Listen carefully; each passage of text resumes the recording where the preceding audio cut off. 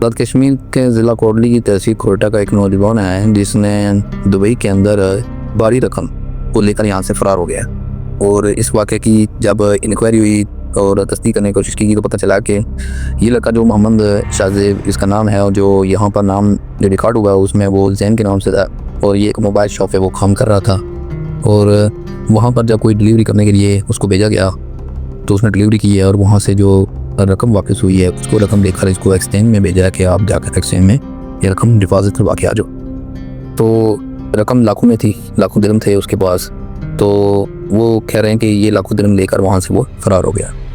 लेकिन इसने फिर खौफ वेट करते रहे लेकिन वो ना आया। और काफ़ी टाइम गुजरने के बाद इसने अपना जो मैनेजर था उसको उसने मैसेज किया कि मैं पाकिस्तान पहुँच गया हूँ और वो पाकिस्तान चला गया। उसके बाद जो मैनेजर है उसने फौरी तौर पर पुलिस के अंदर ये रिपोर्ट दर्ज करवाई कि वो इस तरह पैसे लेकर यहाँ से भाग गया है। आप देख रहे हैं कि इस बंदे का जो एमरस आईडी है उसके भी फ़ोटो यहाँ पर पब्लिश किए गए हैं, उसका पासपोर्ट भी यहाँ पर पब्लिश किया गया है। एक तो वो ब्लैक लिस्ट हो चुका होगा क्योंकि अब तो वो किसी भी कंट्री के अंदर वो तो ना जा सकता है और ना ही कोई जाएगा। और बेसिकली इसका रेलिवेंट जो भी इसके ख़ानदान के जो लोग हैं वो भी मुश्किल में पड़ गए हैं कि वो भी लोग ये ट्रैवल नहीं कर सकेंगे।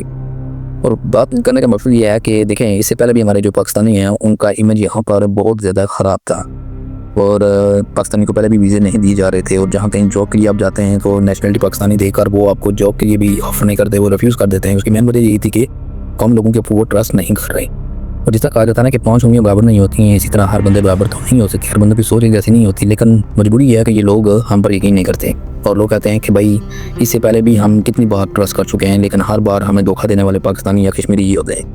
अगर मैं बात करूं ज़िला कोटली की तो ज़िला कोटली के लोगों के लिए पहले भी वीज़े दुबई ने बंद कर दिए थे और मौजूदा सूरत हाल में वो ये सोच रहे थे कि हम दोबारा से रीओपन कर दूँ कश्मीर के कुछ इज़रा जिनके बंद किए हुए थे उनको ओपन करके ताकि लोगों को रोज़गार के मौके फराहम किए जा सके। लेकिन एक बार फिर इन्होंने ये काम कर दिखाया और बाकी लोगों के लिए भी फिर दोबारा से प्रॉब्लम क्रिएट कर दी हैं।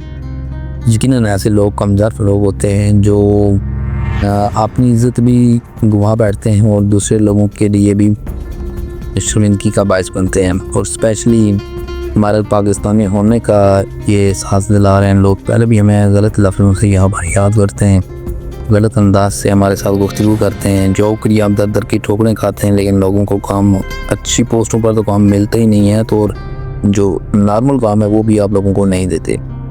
जो बेचारे मजदूरी करने के लिए यहाँ पर आते हैं अपने बच्चों को घर बार छोड़ के और उनके बेहतर मुस्तकबिल के लिए यहाँ पर मजदूरी करते हैं लेकिन उनको भी यहाँ पर रोज़गार ना मिले तो और उनके साथ क्या होता होगा। यहाँ पर एक्सपेंसेस इतने ज़्यादा हैं कि बंदा एक दिन काम ना करे तो दूसरे दिन के लिए वो मजबूर हो जाता है। तो ये सिलसिला है यहाँ हर कंट्री के अंदर। तो स्पेशली अगर इस तरह का काम करेंगे तो मेरे ख्याल में फिर ना हमारी इज़्ज़त रहेगी ना आप लोगों की तो है ही नहीं है, पूरे मुल्क की बदनामी आप लोगों ने करवा दी है।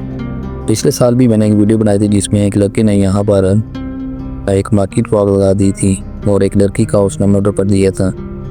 आज फिर दोबारा से एक लड़के ने ज़िला कोटली का उसने ये कारनामा सर अंजाम दिया है और स्पेशली जो कहा जा रहा है वो तो हमारी तहसील का है।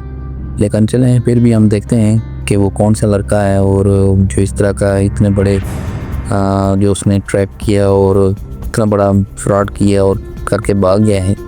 लेकिन ऐसा नहीं करना चाहिए। मैं तमाम दोस्तों से गुजारिश करता हूँ कि खुदा रहा के ऐसे लोगों जो लोग भी इस तरह की एक्टिविटीज़ करते हैं कम से कम उनको थोड़ा सा ट्रेस करवाएं, उनको थोड़ा सा निशाना बनवाएं क्योंकि वो एक फर्द नहीं है, उनके पीछे लाखों लोग यहाँ पर रोज़गार कमाने के सिलसिले में बाहर बैठे हुए हैं और सिर्फ उसकी एक हरकत की वजह से बाकी तमाम लोगों के लिए मसाइल पैदा बंद हो जाते हैं। तो कोशिश करें कि ऐसे जो फ्रॉडी हैं, शर्मसार अनासर हैं, इनको ट्रेस करके फौरी तौर पर अपने मुतल्लिका जो थाना है उसमें रिपोर्ट करवाएं कि ये लोग वहाँ से फ्रॉड करके हैं और ये इंटरनेशनल न्यूज़ मीडिया के ऊपर ये न्यूज़ चल रही है। तो इसका डेटा जो है वो निकलवाएँ। तो फिर जब डेटा निकलेगा तो एक्सचेंज होगा डेटा तो फिर वो पैसा भी रिकवर हो जाएगा और बाकी लोगों के लिए भी थोड़ी बहुत जो है ना वो इज़्ज़त बन जाएगी।